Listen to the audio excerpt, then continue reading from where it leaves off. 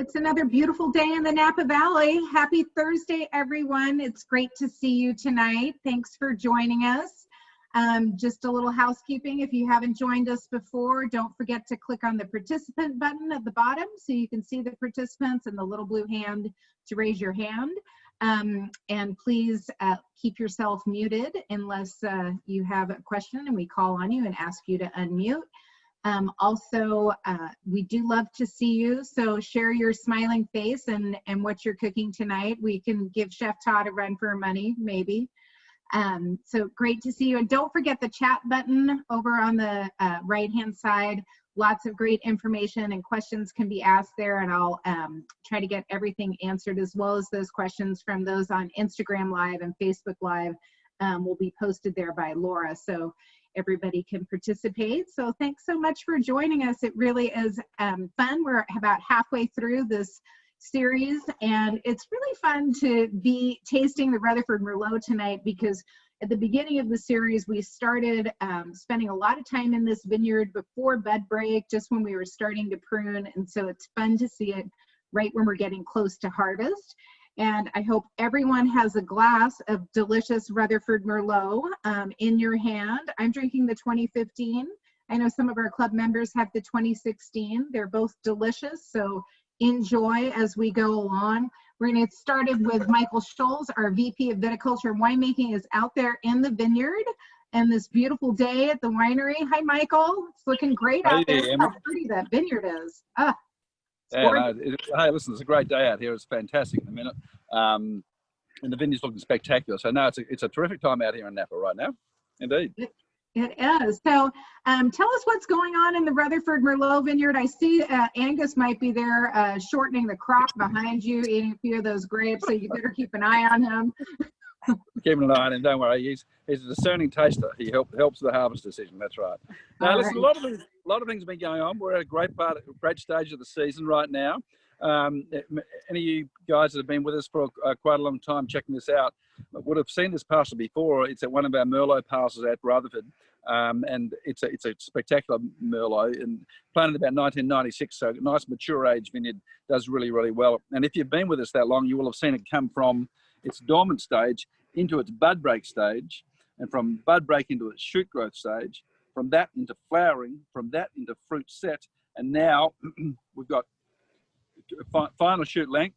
We've got the fruit set, and it's now changed colour as it went through veraison. It's now, we have all these black grapes in the vine looking spectacular, so you can see them all here. So we've been through the whole gamut of the season, and we're now leading in towards that sort of exciting part, which is leading up towards a harvest decision, which is the culmination of everything we've been trying to do for our farming year to get to that point. So yeah, it's looking great. Vineyard looks great. We're in a great place right now, indeed. All right. Well, show us some grapes. Tell us how you're checking them for ripeness here in Rutherford.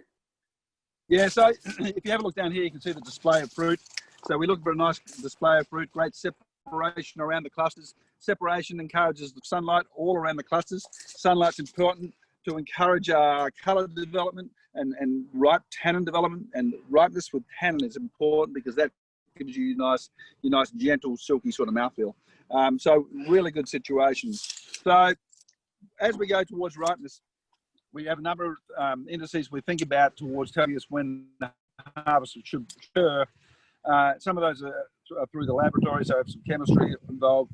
But at the end of the day, our decision is really going to be made on flavour and taste and what have you. And we're doing that by simply coming through and checking berries, taste them, and what have you. But a good indicator of that is the measure of sugar. The measure of sugar, we measure it by bricks. And so we use a little instrument. We have a number of options. One of the instruments we can use in the field is this one here called a refractometer.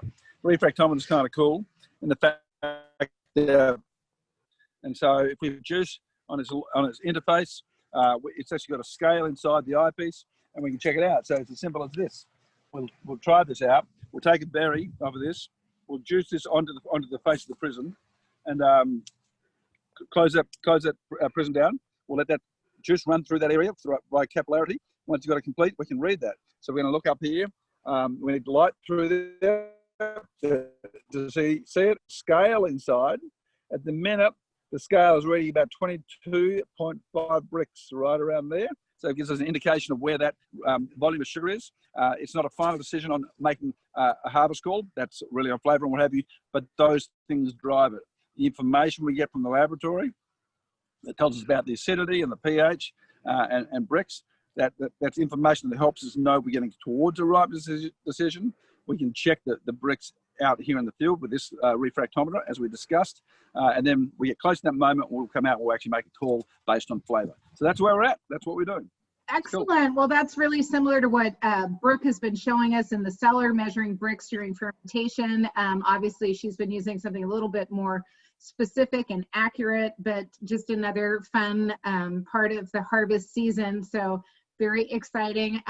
Looks like the grapes are a lot sweeter than table grapes right now at 22.5. So looking forward to seeing harvest of the Merlot in a week, 2, maybe? What do you think? I think with Merlot, we're probably a week and a half away, at least, I'd say. Okay, super.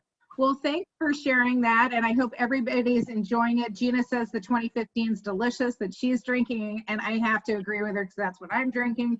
So, but let's jump over to Brianna Hoover, who's our estate horticulturalist, because she's been growing all of the produce for tonight and planning for what we'll be serving and having at the winery in the spring too. So Bree, why don't you tell us a little bit about what you've been picking and planning for Chef to cook tonight? You know, eggplant is not something that I'm really strong at cooking and picking out in the kitchen, and I know you've got a lot of favorites. So tell us about what you've got in the garden. Yeah, so I've been picking through a lot of our sweet peppers, which is great, and also a whole bunch of our tomatoes, cherry tomatoes, tomatoes of all sizes, and then, yeah, our eggplant. So I have a couple little ones here to kind of show you. This little one here is called Rosa Bianca. So this is a great one. It grows a little larger in size. I do like to pick them a little smaller. They do taste a little better that way. These varieties don't typically have a lot of bitterness, but when you do pick them younger, it tends to help ward that off. We do have some pictures I'd like to show of some other fun favorites that typically do well. So this one here is called Black Beauty. I think it's one of the most beautiful eggplants. The photo's sort of hard to show, but in person it looks like a purpley black, kind of a metallic-y color. It's really, really cool. It's a great one. These ones are Hansel. So we have like Hansel and Gretel eggplants. They're a much smaller size. You can see there, it's like the size of my finger, a little bit longer, really delicious. And they're, oh, yeah, they're cute. Yep, so Hansel and Gretel together. And then this one here is Italian bicolor. So this is a really fun, delicious one, also a nice hybrid variety. And the colors are just so pretty when you cut them up there. And Kermit, so we can't forget Kermit. So obviously Kermit the Frog green. So these are fun little ball-shaped eggplants. So they're a little bit larger than a golf ball, and they're also really cool. This one I really enjoy too. This one's called Millionaire. I really like the color. It's like a deep purple, almost black. The stem has got a real dark black on that one. So I really recommend this one as well. And this one's a little bit more of a standard looking one. This one is Traviata, and so it's like a little bit smaller than, say, like the big black or like a Florida high bush eggplant. So all of those are wonderful varieties. Well, they're just gorgeous. And any favorite for flavor from you? Your favorite flavors from those? Yeah, so I think my favorite would be the Italian bicolor, like kind of the purple white ones, and then the Hansel, Gretel, and the Kermit, like the real small size, tend to have less bitter flavor, easier to grow, more success with that. So excellent. And we talked about pollination before. I'm assuming that we need to have outside pollinators with these as well with the eggplant. Yeah, you know, they are definitely beneficial. So eggplant, the flowers can self-pollinate, but having the bees actually will boost that pollination. Having the buzz of the bee kind of shakes the pollen around in the flower. So I definitely would encourage having flowers to attract your bees and other pollinators for better eggplant. And actually planting things like sweet alyssum will attract our beneficial wasps. The eggplants tend to get you'll see a lot of little holes in the leaves. They'll get like the eggplant flea beetles. So having the sweet alyssum's good for the bees, but good for the parasitic wasps. And then like mint will help repel that and attract your bees. So there's a lot of benefits to having both of those things. And having mint for some mint tea too later. Yeah. So I always like a little fresh herbs from the garden, lemon verbena and mint for my tea. Just fantastic. So, you know, we talked a little bit last week about planting carrots and all of the different carrots that you had, and so many of them were really interesting. I wonder if you can tell us, you know, sort of the timing and what we need to do to buy seeds to get some of these varietals, because they're certainly not all available at our local nursery, and they definitely have so much more variety and color and flavor, and it's a great way to get your family involved in growing and eating vegetables. So how do we get a hold of some of these really unusual varietals and make sure we're getting them done in time? Yeah, so I always plan the next season easily a good 6 months out, maybe up to 4, especially with things that I'm going to start. So like I said, about 6 months out, I like to go, I love Baker's Creek, rareseeds.com for amazing rare heirlooms. They are non-GMO, they sustainably grow. I really love them. They also have a seed bank located here in Sonoma County in Petaluma. So that's awesome. And so what I like to do is go on there and look at anything new or unique, just rare. They have so much information, and I like to order them. And then, so if I'm thinking about tomatoes or eggplant, even peppers, I like to start those maybe in January, February, and then about, you know, a month or 2 later, I do like to transplant them a little bit larger, harden them off, and then get them ready in the garden right after our last frost. So some real cool things that I like to get from them I can show too. So like this is another, windy here, another eggplant here. I'll just show you, like here's like for example of a seed packet. I don't know if you can see that. But this is called Cookstown Orange. So like stuff like this. Like I don't really see a lot of eggplants like this at nurseries, so I have a lot of fun picking out fun things. I have this little pepper here. This is called a lemon spice jalapeno, and so it's a jalapeno that actually has a citrusy flavor to it. It's amazing, and once again, these are things that I find on rare seeds, or this really crazy tomato here that looks like a bulbous lumpy thing. And it's a lot of fun. There's a lot of cool things. And another vendor I like is like Johnny Seeds. They do offer organic, non-GMO seed, and they have a wide variety of colors and you know, different flavors and things of all sorts of different vegetables. So that's what I like. Excellent. Well, that's wonderful tips. We've got a question for you here online. Always love hearing from Bree. So I'm growing some squash and pumpkins, and some of the leaves are starting to rot. Should I remove the bad leaves? Yeah, it's always good. Like if you're not quite sure, especially what's causing like the rot. I don't know where you live or what your climate is like, but sometimes when like we get towards the end of the season, we'll notice some of that, like the lower leaves will die back, or as the weather's cooling down or there's more moisture, we'll notice some of the leaves rotting. So it's always a good idea to remove those leaves, open up a little more air circulation, and if there is any kind of disease or anything, you always want to remove that to reduce your risk of spreading. Awesome. Well, thanks, Bree. I guess we've got that Napa Valley fog coming up the valley with the breeze you're getting there, bringing in that cool weather we like to see in the evening to grow great grapes. And I know the brassicas like that chill in the air as well. So thanks for sharing that with us. Let's jump back to Michael. I see he's in the cellar. And Michael, maybe you can tell us a little bit about the winemaking on the Rutherford Merlot. You're muted.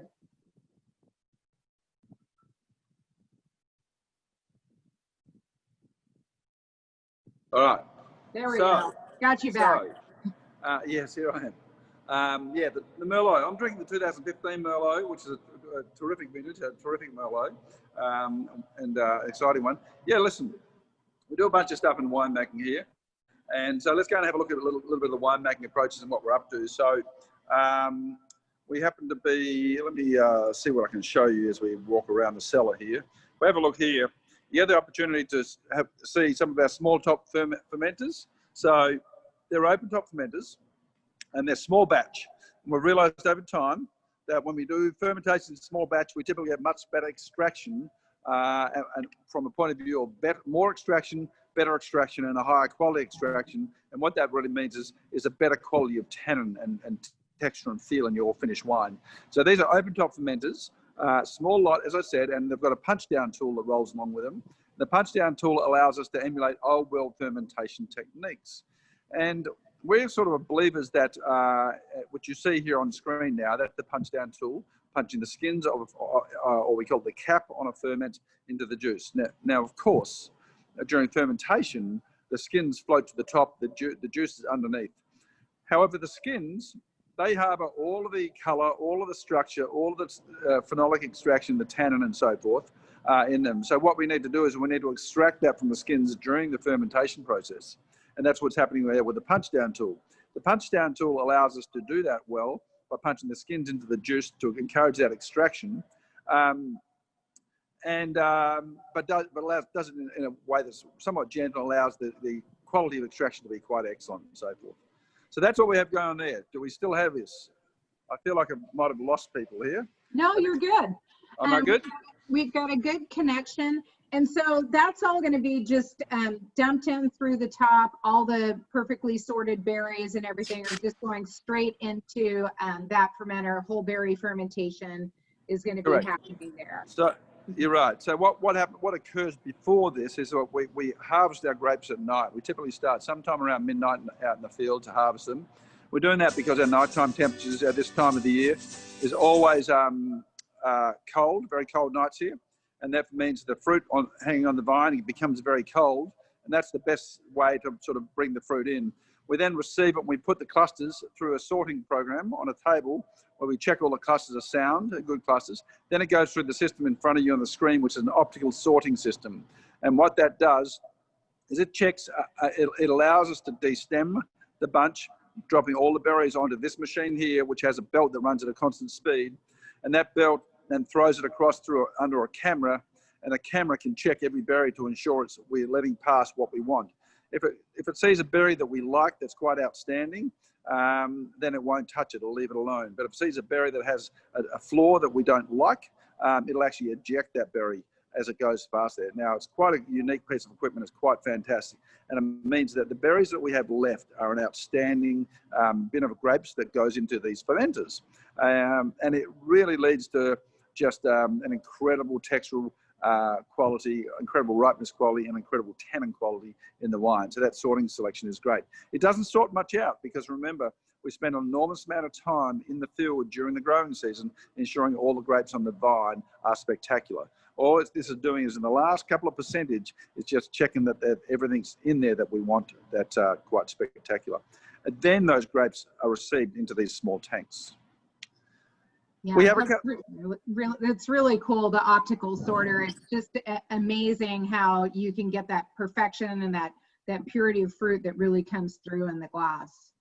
That's exactly right. And that's what it does, is it allows us to illustrate the purity of fruit and purity of quality and structural content and so forth. But we do have a number of different fermentation methods.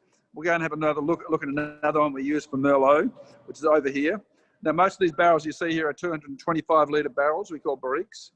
But then these ones over here are 500 litre barrels. And so they're quite unique, however. These 500 litre barrels here actually have some hardware on them, such as the valves you see and the lid on top.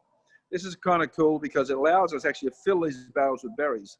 So just like we do with the tank, after the berries are sorted through the optical sorter, we'll actually bring them in and we'll fill these barrels up with those grape berries. And we will allow the fermentation to initiate in these barrels and run through to completion, which is pretty cool.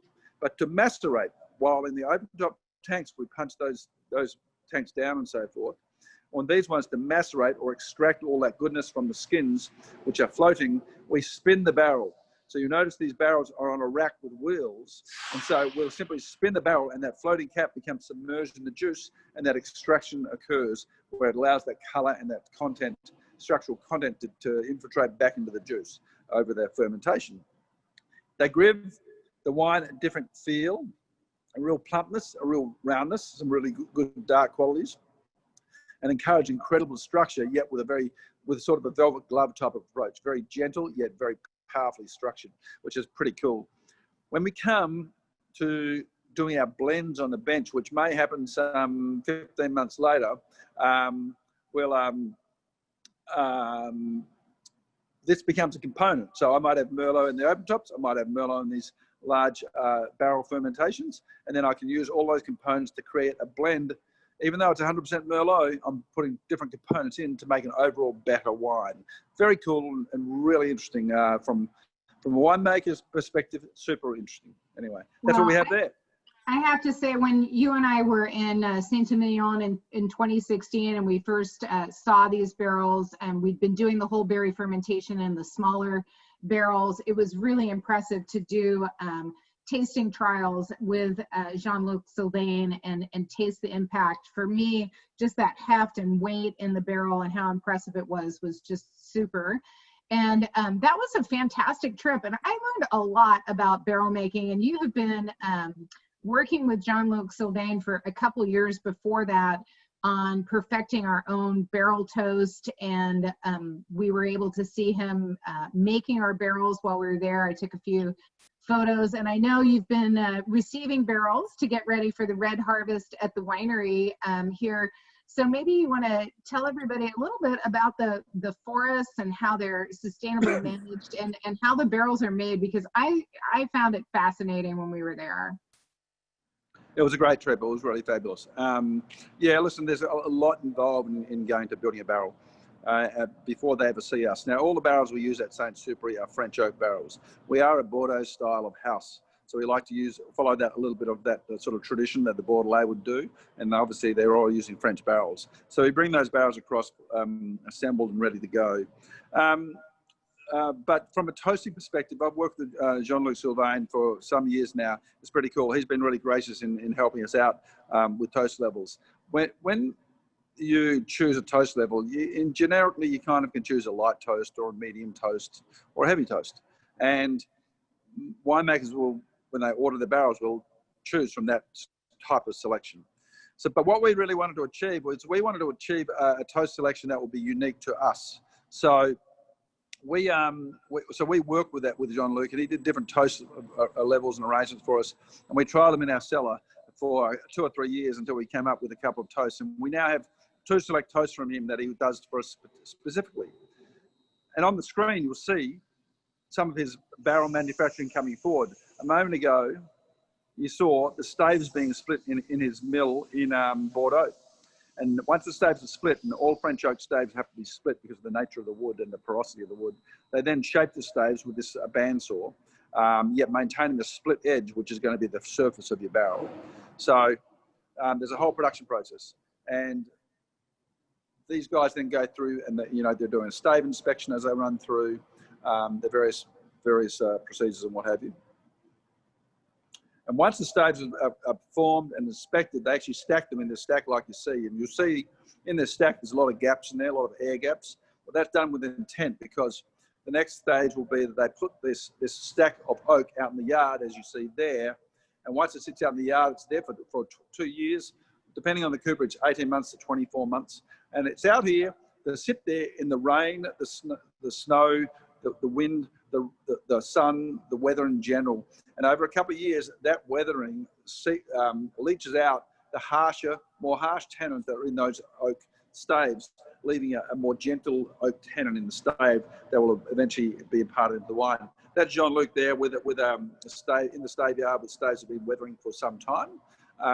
And when we do this for Saint Supéry, while many people are doing their 18-month to 24-month air drying of staves, we're actually selecting 36-month air dried staves, because we believe it creates a wine that's a little more round, a little more supple, a little more gentle, yet still with a spectacular structure that oak can contribute to the situation.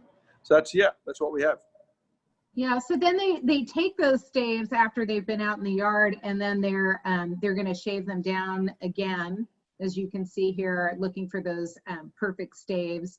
and kind of moving through the barrel making process there is pretty cool. So, you know, you're a year of the tree in the yard, and then you're 3 years resting in the yard as a stave, and now you're being made into a barrel here, which is pretty cool.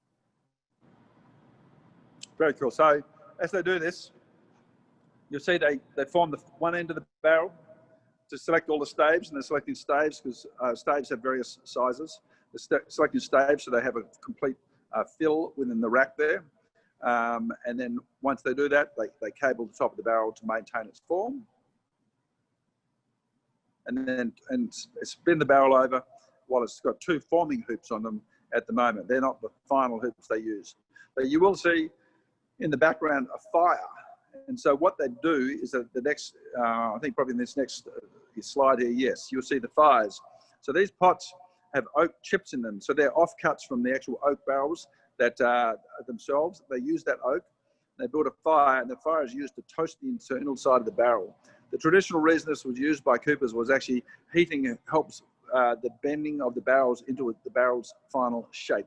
So they started with that, and then winemakers realized that creates a toast that sweetens the sort of natural sugars in the wood and sort of caramelizes them a little bit and gives different flavor profiles. And we now realize that toasting can have winemaking benefits. And so that's why toasting is important to all of us in this day and age. But the original reason was just for shaping the barrel. And as you see here, barrel in front of you has actually been formed. It's got its final hoops on it. It's actually going into a polishing process as it moves forward. There they are. Yeah, that's the head being cut. So the head of the barrel also can be toasted or untoasted, and you know, all the components of the barrel that are having an impact are being, you know, you're picking exactly what you want for each of those components, from the forest the tree comes from, how long the tree it lays in the yard, how long the staves are in the yard, how your toast is being done. I mean, there's so many components, and here are the barrels that were arriving earlier today. It's a pretty cool little video from this morning, and seeing the French oak barrels arrive at the winery is really fun. And that high-tech method of throwing them on a couple tires to get them out of the back of the truck is pretty cool too. So lots of fun, and the oak really does have an impact, and that is unique to St. Supéry. And I know you have a lot of other coopers, but Sylvain is our primary cooper. But you do get different profiles and target those barrels to different wines. It's really quite fabulous. And you know, this wine, Michael, is fabulous. The tannin structure in this wine is really elegant, very fine grained, and a lot of heft in it. Just a really lush, pretty wine. I think it's really enjoyable. Do you have any other comments you want to share with us about the wine itself now that you've... Yeah. So I'm just, let's chat about that for a second, see what I can do here. The Merlot. So I'm drinking the 2015 Merlot. Yes, I love Merlot because it's, you know, obviously it's one of the Bordeaux varietals, and it has a place in Bordeaux. It's a wine that gives great centre to blends. It's quite silky, and it's quite charming, quite round. So when you take it out as its own, that's what's presented to you. It's sort of a wine, and if you grow in a great place, which we do here at Rutherford, it's going to grow a structured wine that's powerful, but yet have a little bit of that velvet glove sort of approach to it. And this wine, I think, does that. Being in Rutherford, it has a bit of that sort of dusty feel to the tannin, and Rutherford's known it for its Cabernets, more so for having sort of that, they call it the Rutherford dust, where that's that dusty textural feel through the tannin. And I think the Merlot shows a little of that, maybe not as much, but a hint of that type of thing, being a different varietal. But great place to grow it. And so we're doing that. It's got some great aromatics. It's got that sort of blackberry, black plum aromatic. It's got a little bit of currant on the aromatics, a little anise and a little mocha. And through the palate, it's quite similar, quite dark, sort of good dark plum sort of fruit, and has a little bit of graphite feel through it, and really interesting wine. In these cellars here, this wine spends about 20 to 21 months in its barrels, and so quite a bit of its time where it gathers its age, its complexity, and its roundness within the wine to create this. We do, once we finish the blend and we pull it out and we're prepared to bottle it, by that time we do have a look at blending a very subtle thread of Cabernet into it typically, sometimes some others. In the case of the wine I'm drinking, we put 5% of Cabernet into this blend and 3% of Cabernet Franc. Cabernet is more bold, more robust. It brought a little more structure to this. The Cabernet Franc, a little more spice and so forth to it. Quite interesting. And of the barrel components, we have about, I think about 40 to 45% new barrels. And those new barrels offer those new barrel component flavors, the toasted quality flavors that we talked about, which you can see in the aromatics in a slight toasted quality, and help contribute to the structural feel. So that's what we have in the Merlot. Yeah, fantastic. Excellent. So Robert's asking how many years can you use a barrel, which is a loaded question, I know. So, I mean, I've seen barrels used for 10 years plus, or if you go to Portugal, you'll find a barrel holding port that's 100 years old. So it depends on the situation. But for us, for all intents and purposes of what we use them for, sort of generically, your first year, your barrel is going to maybe give up about 65% of its oak flavour, then about 20–25%, and the balance in the third year. At that point, it's sort of a neutral barrel. A neutral barrel is it still has great value in my opinion, because we can put the wine in there, and while it gets the age and the complexity from maturation in the barrel, it doesn't pick up oak, so it maintains more vibrance of berry fruit, of that vineyard fruit, of the expression of your place. And so you can blend that back in as you're doing your blend to make sure you have the correct combination of not just fruit, but oak, toasted oak, and fruit, and so forth. So that's what we do. But overall, for us, we assume we're going to have a barrel for 5 years. And at the end of 5 years, our barrel is still in outstanding condition. But you know, because our program is set up like that, as we bring new barrels in, we need to take some old barrels out. So we maintain a rotation on site. Yeah. Awesome. Thank you for that, Michael. That's really helpful. And Lupe made a table in her living room out of a used St. Supéry barrel. We use them for barbecuing, planters, dog beds, chairs.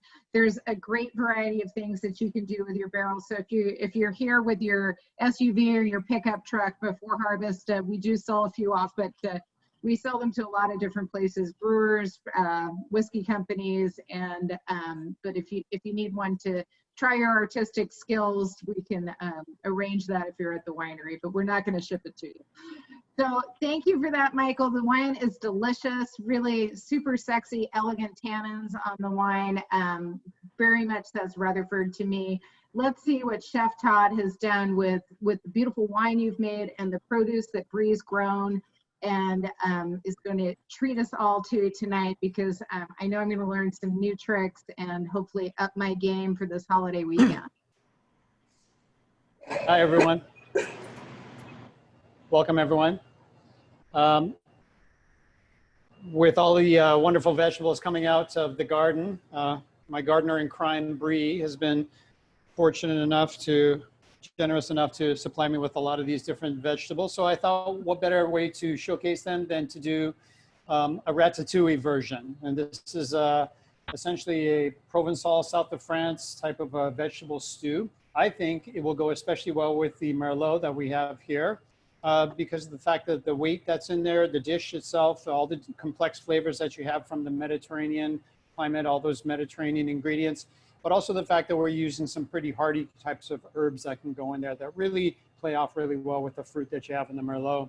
So a lot of these different vegetables, Bree had kind of pointed out, she's great at sourcing some really interesting varieties, different types, everything from the tomatoes to the tomato that she calls get stuffed. It's almost hollow, like a little bell pepper on the inside, so it doesn't have too much of the actual core or the meat on the inside there. All those beautiful bell peppers that she has, the sweet peppers, all of these are sweet. They're not spicy. I'm trying to stay away from spice so it doesn't throw the red wine off at all. And then, of course, you have some of our summer squash. So beautiful summer squash, zucchini, all different varieties and everything. The eggplant itself is a key ingredient to ratatouille, of course. The thing about ratatouille is there's a lot of different variations and ways to make it. So you've seen fancy versions from the movie itself, if you guys have all seen the Ratatouille movie, where apparently it's possible for everyone to be able to cook. Everyone knows how to cook. But the eggplant itself is an integral part of it because it all grows through that certain region there in Provence. It's a summertime vegetable. When you see squash, you see eggplant, you see tomatoes, you see basil and herbs like that. So what we have here are some of those herbs that you might find in Provence in the south of France there, from some thyme, some basil, here's some rosemary. Of course, we've got some bay leaf. All of these come from our garden. I just ran out and picked them earlier today. There's some parsley that goes in with it. And all these are wonderful flavors. You do have some heavier flavor profiles here in these resinous types of herbs. In other words, the ones that are a little more fibrous, like thyme and rosemary. There's also the bay leaf, but also some oregano adds a real depth or a real kind of a weight that goes well with the wines. So the wines, the herbs make a big impact, a big difference there. What I did was I went ahead and chopped up a lot of those vegetables that you see. And the way that I kind of organize this is in kind of a sequence of how I'm going to put them into the pan itself. So it helps me to organize everything. If you ever have a recipe that has a lot of ingredients in it, like maybe 10, 12 ingredients, and you have to list them or put them into your dish in a specific order by the recipe, then go ahead and organize it in a way. I happen to go from this direction over here, this way, so that I know which one's going to go in. You can also use a large round plate and go from clockwise. At 12 o'clock is your first ingredient, 1 o'clock, 2 o'clock, and you work your way all the way across there. So it's a great way to be able to keep track of things. When is it time to put it into the pot? How long does this one take? Which one is going to take the least amount of time? So that's a great way to kind of organize it all. But that's what I did ahead of time with my vegetables to prep it all up. Another thing I did to kind of save a little bit of time, because I know that during these demos we try to move the dish along, but some of the times the dishes actually take a while to cook. And so what I want to do is start off with one of the very first processes here of softening the onions. And so these red onions that came out of our garden, I started those up ahead of time at a very low temperature with some really good extra virgin olive oil. I even had it covered a little bit to kind of generate some steam. So what I'm looking for is not a lot of deep color or caramelization. It's a low temperature kind of a thing. Remember, we're stewing here, so that means we're trying to draw all these wonderful juices and the natural vegetable flavors out of the vegetables without sauteing or caramelizing or getting any kind of a roasty brown flavor to it. Right? One of the big differences here, as I add my garlic in next, is that I'm going to make a kind of a version of a ratatouille that's maybe a little more light and kind of showcases some of the summer flavors as opposed to going very heavy. There are a lot of classic recipes or versions of ratatouille that would call for maybe either a heavy tomato sauce or tomato paste, something like that, which makes it taste really sweet, really intensely flavored and heavy.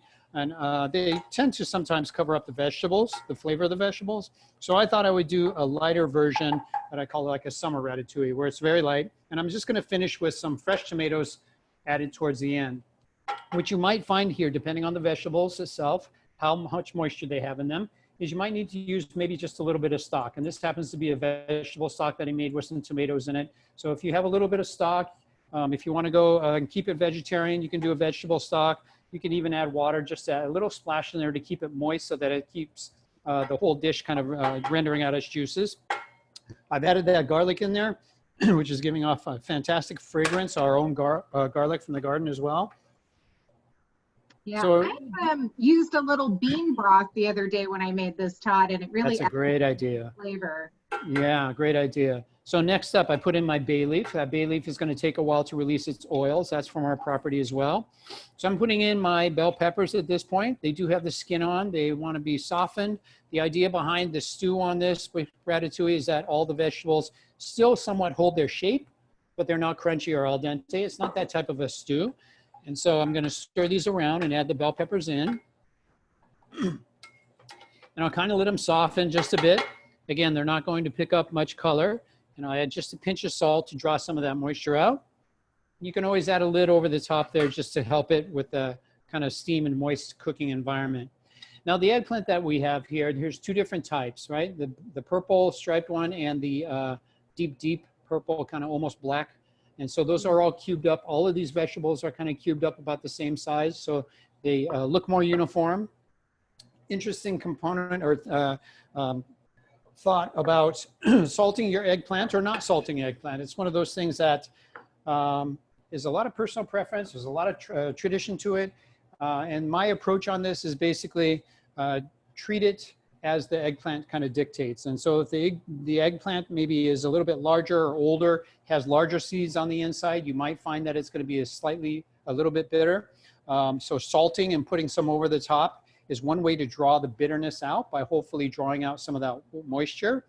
If they do have a lot of seeds, that's where a lot of the bitters might be found. And so you might find that you're going to put a layer of salt on there, let it sit for maybe 10, 15 minutes, and then you're ready to dab off the excess moisture. So I don't know if you can see that or not, but basically both of those, I have one with no salt and one that has salt. And you can tell that there's a puddle of the water, the eggplant juice that comes off of there. Pretty much all of these vegetables for this stew are high moisture vegetables, meaning that they're going to release a lot of their liquid, and they have that wonderful ability to absorb all the flavors that you're cooking it in. So the flavor of the oil, the garlic, the onions, that whole foundation flavor in there, plus the herbs that I'm going to add in, that's all going to add and contribute to the overall stew because they're going to absorb the flavor themselves. So going back to the eggplant itself, if you want an eggplant texture on the inside that's going to be a little more firm and you want it to be a little more solid, depending on the cooking method or the dish or what it calls for, you might find that you're going to salt it. And maybe if you were to do like eggplant parmesan, where they are cooked further and they're fried and then smothered with sauce and cheese, that might be a recipe where you may want to call for salting them and kind of pressing or getting the excess liquid out because they are going to be continued to cook further. For myself, just personal preference, I've never found any eggplant to be overly bitter to the point where I would need to salt them. And I've always been able to work with them just fine by cooking them appropriately, whether I'm putting them on the grill after they've been brushed with olive oil and herbs, or topping them with some miso paste and broiling them, or putting them into a hot oven. You might recall the miso paste that I used recently, where I put that over some vegetables to kind of ferment and pickle. You could also use that and just put some right over the top of your eggplant, let that marinate for a little while. You got that white miso paste over the top, you just put it in the oven and bake it or broil it, and you end up with a really delicious kind of a variation of using eggplant. How long would you need to broil that for, Todd, to get it into like a really good consistency? You know, so all depending on how thick the piece is, whether you've cut it on a thick side like so, it may take maybe about 5 to 8 minutes or so under the broiler. You might also have to go a little bit of time in the oven at a high bake temperature and then finish it broiling just to get the color over the top, because the miso paste will start to caramelize or darken as you go there. So that's another possibility. You could even take them a lot of times in the past here. We've had so much eggplant, I've actually blistered them, fire roasted them over a flame, and then scooped out the insides and made our own baba ganoush. And I've done that for some of our wine pairings and tastings. So there's a lot of different ways that you can use eggplant. It's one of my favorites. I love the fact that it absorbs the flavors of the oils or whatever cooking sauce that you have with it. So it's great because of the flavor, that richness, and when it's cooked properly, it's going to be creamy. So now our vegetables are kind of stewing away here slowly. If you do need to add a little bit of liquid, that's fine too. Just to show you, I can add a little bit of my stock, my vegetable stock in there. It's going to encourage that softening process where they continue to cook. My temperature is fairly low. I'd say I have it on about a low flame where it's not necessarily sizzling, popping, or sauteing. Okay, so that's going to keep moisture in there. And periodically, as I'm adding every batch of vegetable, I'm also adding just a tiny pinch of salt in there, because that's going to help to season it, to cook it through, because you don't want it just to be the salt and the seasoning on the outside. You want every vegetable to taste good by absorbing that flavorful liquid and oil that it's cooking in. All right, so next up, throughout time, and I'll speed this process through for the sake of the demo, but as these are kind of cooking, I know the first two are going to take a little longer, so that's why I held off on adding the zucchini, the squash. And so now I'm going to go ahead and add those in. And the idea here will be, I'll show you what an end product looks like, but you don't want to see any of this firm white core where it's kind of raw or spongy. You want it to be softened, but still holding its shape. So again, if they're cut to approximately the same size as far as your cubes or your dice, and you can make it really big and chunky if you like, or you can make them smaller. But what this is going to do is allow them to kind of absorb and cook fairly evenly.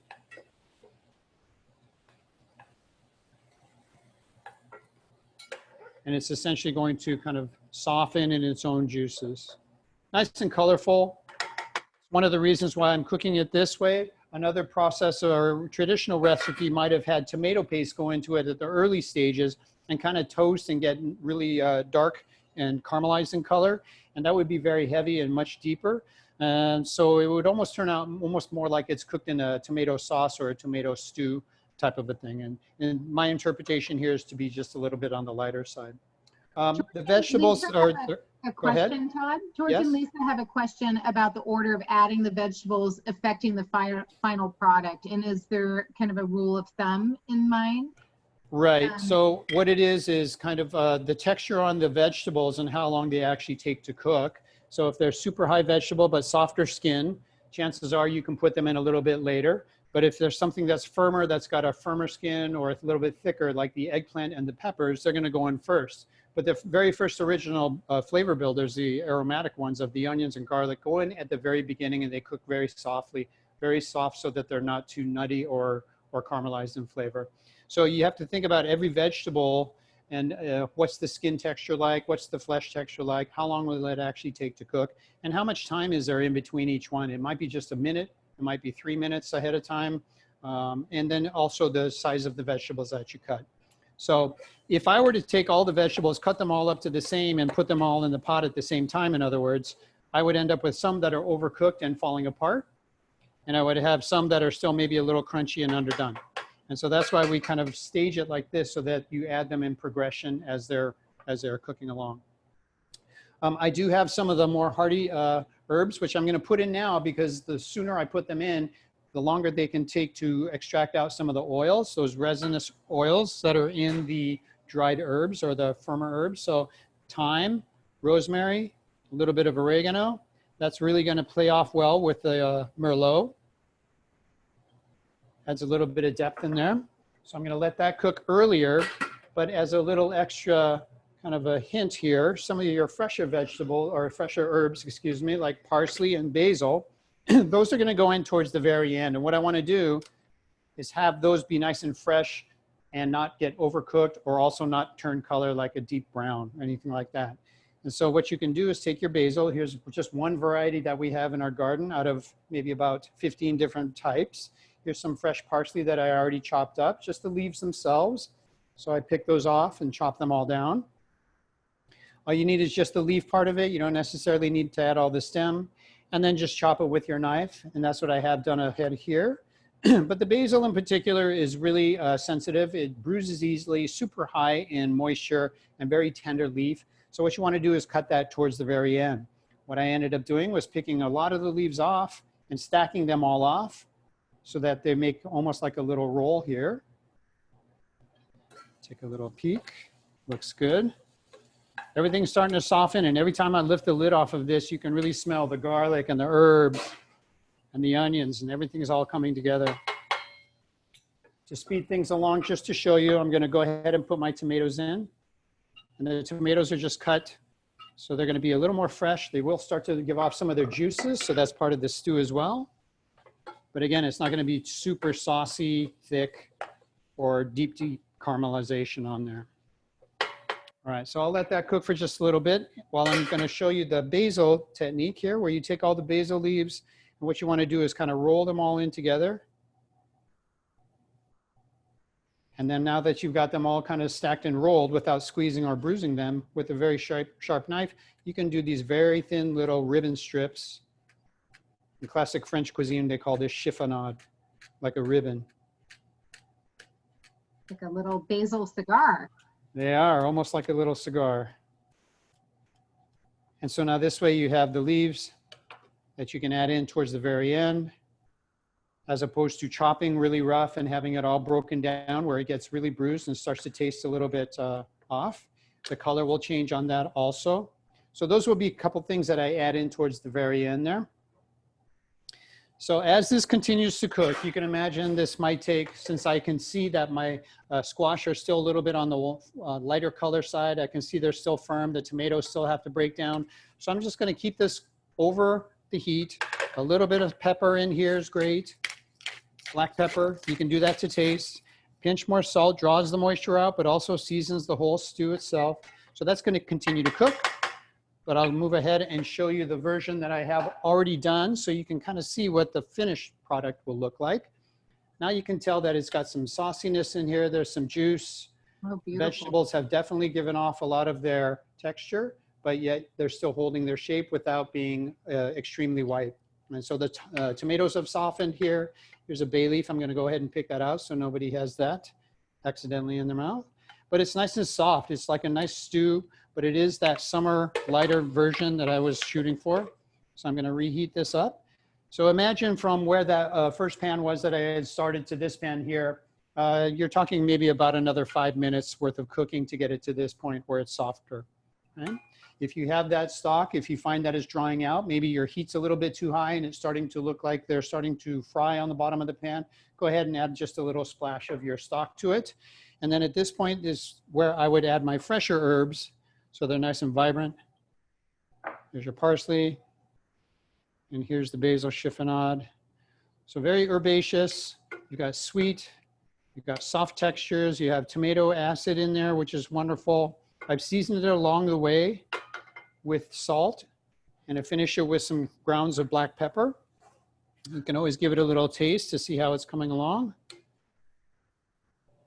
But the idea should be that it's a nice hearty kind of a stew. Really fragrant. Great way to show off the flavor profile of the vegetables. So now to plate this up,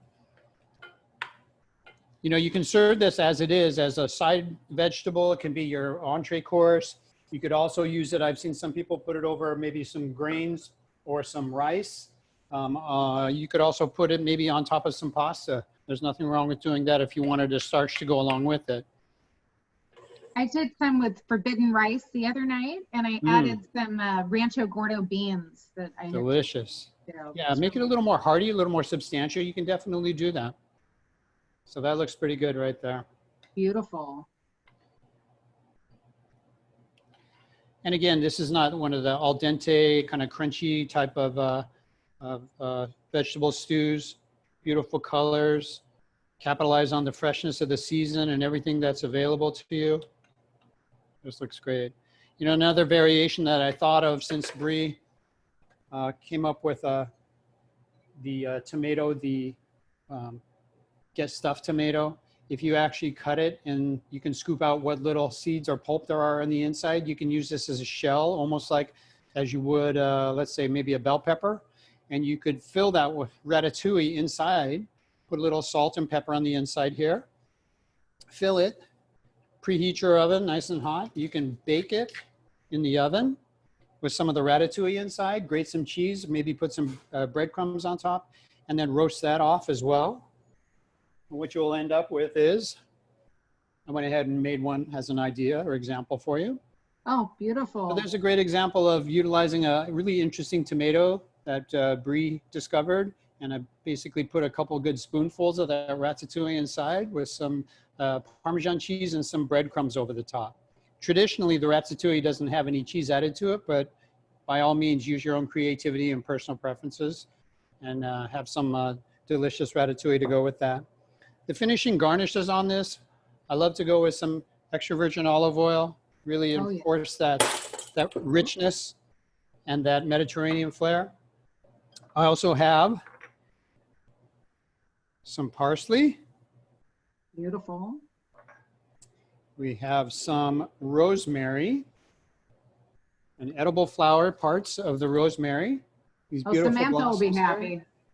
These are fantastic. They actually have a lot of the rosemary taste to them. Some of the flowers and blossoms are beautiful to look at and they don't offer too much as far as flavor, but the rosemary in particular does. Yeah, that's really beautiful. Rosemary blossoms on there. I also happen to have some of these wonderful currant tomatoes, really small currant tomatoes. They are more intense in flavor because they're so small. You can just pick a few off and put them on. They look like wonderful marbles. I've used these before in a couple other dishes as garnishes, and this totally makes sense to put them on. They just are that light, bright burst of freshness too. They do. I mean, there's that, you know, amount of skin contact that you have there in proportion to the meatiness of it all. So it definitely has that real punch of flavor on there.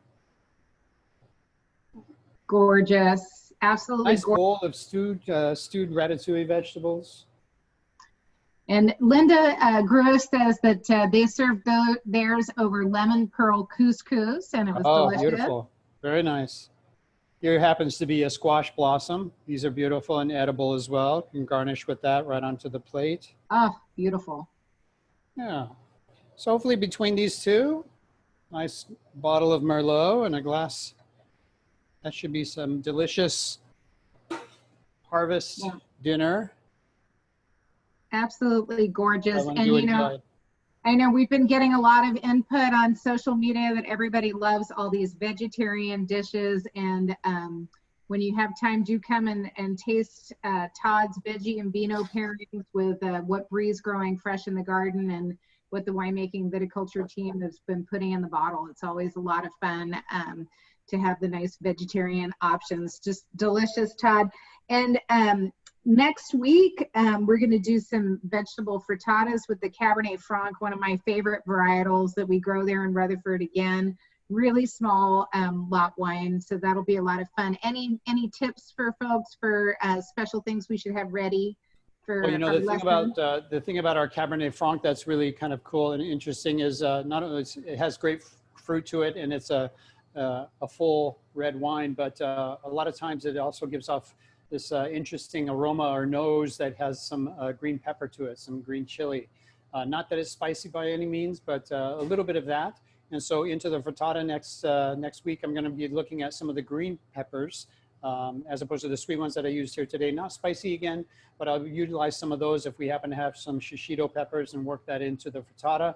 I'm going to showcase some of our Dollar Hide chicken eggs as our hens up at the Dollar Hide Ranch have been laying eggs. So I'm going to utilize those and use that as a frittata base to go with our Cabernet Franc.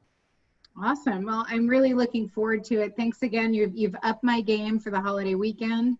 I'm ready to try some of those sweet peppers that Bree had. They're so beautiful, and I think I'm going to make a corn salad with those. So thank you so much. Thanks everybody for joining us again tonight. Be well, be happy, be kind. We look forward to seeing you again next week. And until then, cheers.